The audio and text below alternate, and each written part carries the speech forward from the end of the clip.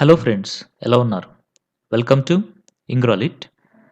ఈరోజు మనం Telangana state syllabus intermediate first year English text బుక్లోని గ్రామర్ పార్ట్లోని పార్ట్స్ ఆఫ్ స్పీచ్ అనేటువంటి యూనిట్లో కొన్ని ఎక్సర్సైజ్ని చూద్దాము. This is the last part in this parts of speech exercises.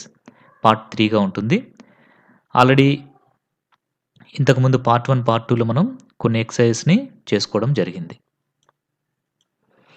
ఇక్కడ మనకి ఏవైతే బోల్డ్ లెటర్స్‌లో ఇచ్చారో వాటిని మనము వాటి యొక్క పార్ట్స్ ఆఫ్ స్పీచ్‌ని కనుక్కోవాలి.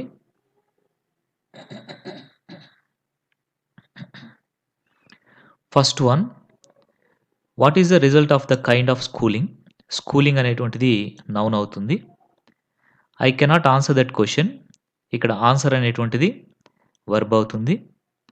Each individual who wishes to succeed. ఇక్కడ విషెస్ అనేటువంటిది వర్బ్ అవుతుంది. Third one verb. Next, such persons are surely undesirable.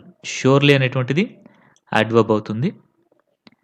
I asked my biology teacher what I should do to save her.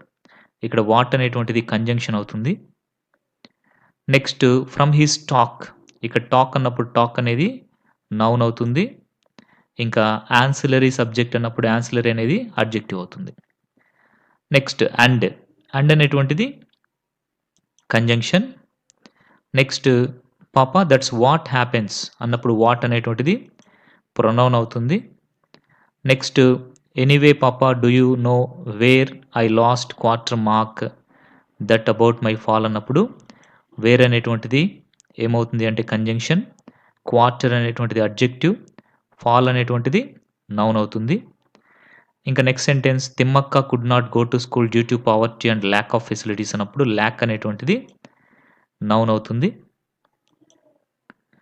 Next 11th one, the decision was mine alone అన్నప్పుడు alone అనేది adverb అవుతుంది. The attempt was on అన్నప్పుడు attempt అనేటువంటిది noun అవుతుంది. My knowledge of pace deserted me. Deserted అనేది verb అవుతుంది. A voice shouting relax penetrated into me above the noise of the crowd. ఇక్కడ above the noise of crowd అన్నప్పుడు this above is preposition. There was no pain only a great unity of movement and aim అన్నప్పుడు only అనేది adverb అవుతుంది. The world seemed to stand still. ఇక్కడ still అనేది adverb అవుతుంది.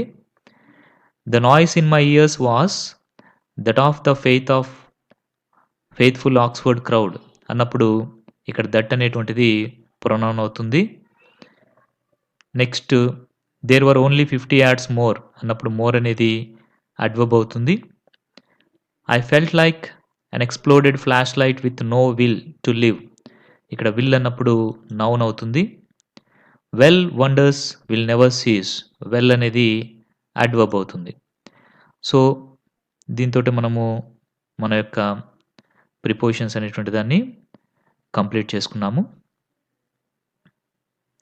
మీకు అందరికీ ఈ వీడియో చక్కగా ఉపయోగపడుతుంది అనేసి అనుకుంటున్నాను. Thank you very much.